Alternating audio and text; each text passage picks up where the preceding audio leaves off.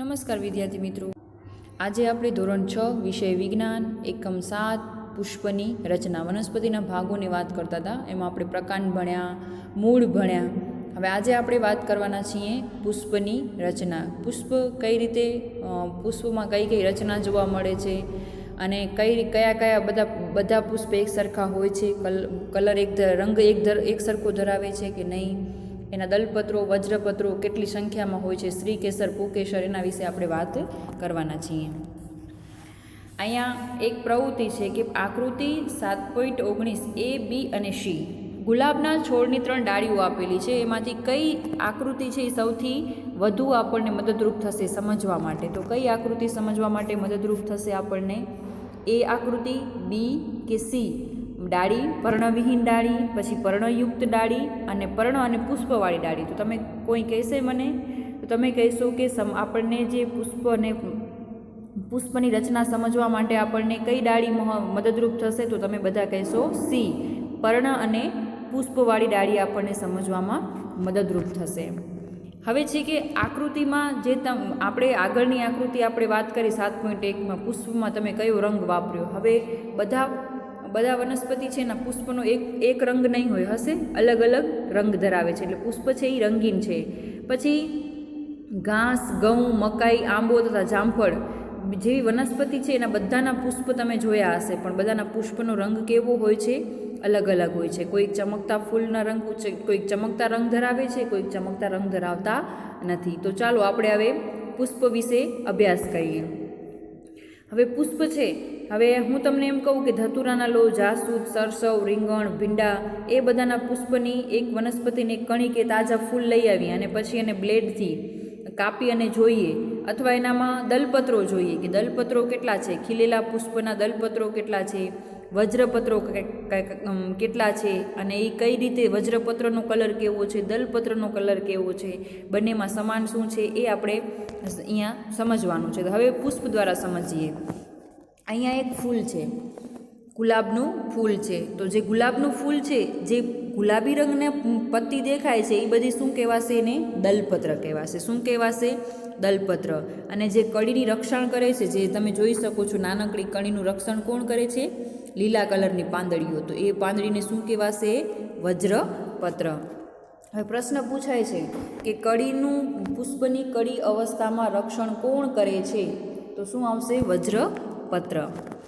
હવે અહીંયા પુષ્પનું અવલોકન કરવાનું છે. અહીંયા એક પુષ્પનું અવલોકન કરેલું છે અને કોષ્ટક તમારે આ નોંધપોથીમાં બનાવવાનું છે, અને પુષ્પનું નામ, એનું અવલોકન કરી અને તમારે આ નોંધપોથીમાં જે કોષ્ટક બનાવ્યું છે એમાં તમારે માહિતી ભરવાની છે. હવે પુષ્પનું નામ તો અહીંયા લખ્યું છે ગુલાબ. દલપત્રની સંખ્યા અને રંગ, દલપત્રની સંખ્યા લખી છે વધારે, રંગ કયો આવશે? તમે ગુલાબી લખી શકો, લાલ લખી શકો, પીળો, ગુલાબ ઘણી બધી જાતના આવે છે.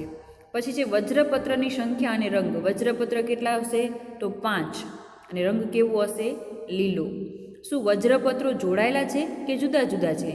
વજ્રપત્રો જોડાયેલા એટલે કે જે લીલા રંગના પાંદડી છે જે એ જોડાયેલી છે કે મુક્ત છે? તો શું આવશે? જુદા જુદા. પુંકેસર તે મુક્ત છે કે પાંખડી સાથે જોડાયેલા છે? તો પુંકેસર કેવા હશે? મુક્ત હશે. શ્રીકેસર હાજર કે ગેરહાજર? તો શ્રીકેસર હાજર છે. પુંકેસર અને શ્રીકેસર બંનેમાં આવેલા છે. હવે એવી જ રીતના હું તમને બીજું ફૂલ કહું, એક ઉદાહરણ તરીકે જાસૂદ. તો જાસૂદમાં શું આવશે? તો એનું તમે કહીશું દલપત્રની સંખ્યા કેટલી કહેશો? તો 5, અને કલર કેવો હશે એનો? લાલ. વજ્રપત્રની સંખ્યા પણ 5 અને રંગ કેવો હશે? લીલો. પછી વજ્રપત્રો જોડાયેલા હશે કે જુદા જુદા? તો હશે જુદા જુદા. પુંકેસર મુક્ત હશે અને શ્રીકેસર હાજર હશે કે ગેરહાજર? તો તમે કહેશો હાજર. તો આપણે કહી શકીએ છીએ કે પુષ્પના મુખ્ય ભાગો છે એ વજ્રપત્ર, દલપત્ર, પુંકેસર અને શ્રીકેસર. દરેક પુષ્પમાં તેમની સંખ્યા કેવી હશે? જુદી જુદી હશે. બધામાં એકસરખી દલપત્ર કે વજ્રપત્રની કે પુંકેસર કે શ્રીકેસરની સંખ્યા સરખી હોતી નથી.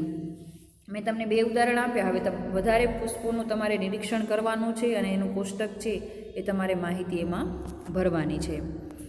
હવે આવે છે કે ધતુરા અને તેના જેવા જ ઘરણી આકારના પુષ્પોને, તેના દલપત્રોને ઊભા લંબાઈથી કાપીને ફેલાવી દેવા, જેથી અંદરના ભાગોને સ્પષ્ટ જોઈ શકાય. બાકીના ભાગને જોવા માટે વજ્રપત્રો અને દલપત્રોને દૂર કરો. હવે એનો ધ્યાનથી અભ્યાસ કરો કે તેમાં પુંકેસર અને સ્ત્રીકેસર અને સરખામણી કરો. બંને સરખા છે, સરખા દેખાય છે કે અલગ અલગ છે. હવે અહીંયા ઘરણી આકારનું પુષ્પ છે. આને ધતુરાનું ફૂલ કહેવામાં આવે છે, જે ઘરણી આકારનું હોય છે. ઘરણી આકારના પુષ્પ હશે તો તમે વધારે પડતા એમાં સારી રીતે અવલોકન સ્ત્રીકેસર અને પુંકેસરનું સારી રીતે અવલોકન કરી શકો છો.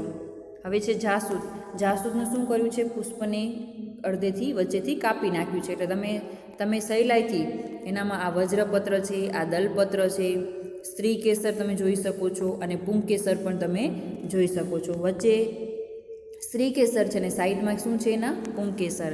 હવે તમે પુંકેસરના ભાગો જોઈ શકો. પુંકેસર કઈ રીતે, આમાં તો આપણે સરખી રીતે ના જોઈ શકો, પણ અલગથી કાઢો તો તમને દેખાશે કે જે તંતુ, આ જે ગ્રીન કલરની દેખાય છે ભાગ, એ તંતુ છે અને ઉપરનો ભાગ છે શું છે? એ પરાગાશય છે. હવે એવી જ રીતના સ્ત્રીકેસરના ભાગો છે. સ્ત્રીકેસર કેવું હશે? તો આને કહેવાશે બીજાશય, ઉપરની સાઈડ પરાગાસન અને આ છે પરાગ વાહિની. હવે પરાગ આસન એટલે કે પુંકેસરની રજ છે એ બધી ઉપરની જગ્યાએ અહીંયા આવશે અને પછી એનામાંથી પરાગ વાહિનીમાં જઈ અને બીજાશયમાં જે બીજ હશે, જે સ્ત્રીકેસર, એની સાથે એનું રચના થઈ અને એની મદદથી આખા બીજ એટલે કે નવા પાછા બીજની રચના કરવામાં આવે છે. હવે આગળ પુંકેસરના ભાગો જોયા. હવે સ્ત્રીકેસરના ભાગો પણ આપણે આકૃતિમાં સમજ્યા અને આ આકૃતિ છે પુંકેસર અને સ્ત્રીકેસરની આકૃતિ તમારી નોંધપોથીમાં દોરવાની છે. હવે ચાલો બીજાશયની રચના શીખીએ. હવે બીજાશય કે બીજાશયની અંદર શું હોય છે, એની રચના કેવી હોય છે એના વિશે આપણે જોઈએ.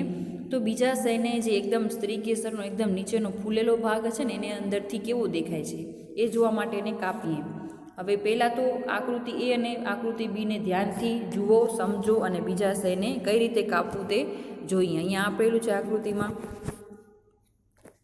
બીજાશયમાં એક આકૃતિ છે, પહેલી આકૃતિ એને ઊભી કાપી છે અને બીજી આકૃતિ છે એને શું કરવામાં આવે છે? વચ્ચેથી આડી કાપવામાં આવે છે. બંનેમાં રચના કેવી દેખાય છે એ હવે તમે અહીંયા જોઈ શકો છો કે બીજાશયને જ્યારે આપણે ઊભેથી કાપીએ છીએ ત્યારે એની આખા અંડકો છે એ આવી રીતે ઊભી લાઇનમાં ગોઠવાયેલા દેખાય છે કે વચ્ચે લાઇન અને સાઈડમાં અંડકો ગોઠવાયેલા છે.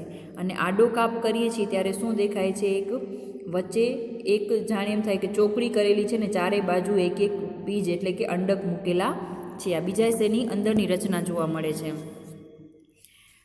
હવે લેન્સનો ઉપયોગ કરીને બીજાશયના અંદરના ભાગની રચના જુઓ. મેં તમને કીધું ને કે એક બીજાશયમાં મણકા જેવી રચના દેખાય છે જેને આપણે અંડક કહીએ છીએ. હવે અંડક છે એ બીજાશયની આકૃતિ છે એ તમારે શું કરવાનું છે? નોંધપોથીમાં નોંધવાનું છે. હવે આપણે અહીંયા ભણ્યા તો એમાં આપણે કહી શકીએ કે બધા પુષ્પમાં વજ્રપત્ર, દલપત્ર, પુંકેસર અને સ્ત્રીકેસર હોય છે. પણ બધા પુષ્પ છે એ બધા એક સમાન હોય છે? તો તમે કહેશો ના, બધા પુષ્પ એક સરખા હોતા નથી. બધામાં વજ્રપત્ર, દલપત્ર, પુંકેસર, સ્ત્રીકેસરની સંખ્યા છે એ અલગ અલગ હોય છે. અથવા વજ્રપત્ર અને દલપત્રોની સંખ્યા અલગ અલગ હોય છે, કલર અલગ અલગ હોય છે. એટલે પુષ્પો છે કેવા છે? રંગીન છે. બધા એક સરખા જોવા મળતા નથી. હવે તમે સહમત થશો કે પુષ્પની રચના દરેક વખતે સમાન હોતી નથી. વિવિધ પુષ્પોમાં વજ્રપત્ર, દલપત્ર, પુંકેસર અને સ્ત્રીકેસરની સંખ્યા પણ કેવી હોય છે? અલગ અલગ હોય છે. આમાંથી કેટલાક ભાગ પણ ક્યારેક ગેરહાજર હોઈ શકે છે. અને આપણે આ પાઠમાં શું શીખ્યા? તો પર્ણ, પ્રકાંડ અને મૂળના કેટલાક લક્ષણો વિશે શીખ્યા અને પુષ્પની રચના શીખી. પણ પુષ્પના કાર્યો છે એ આપણે આગળના ધોરણમાં એટલે કે 7મા ધોરણમાં ભણશું. આવજો વિદ્યાર્થી મિત્રો.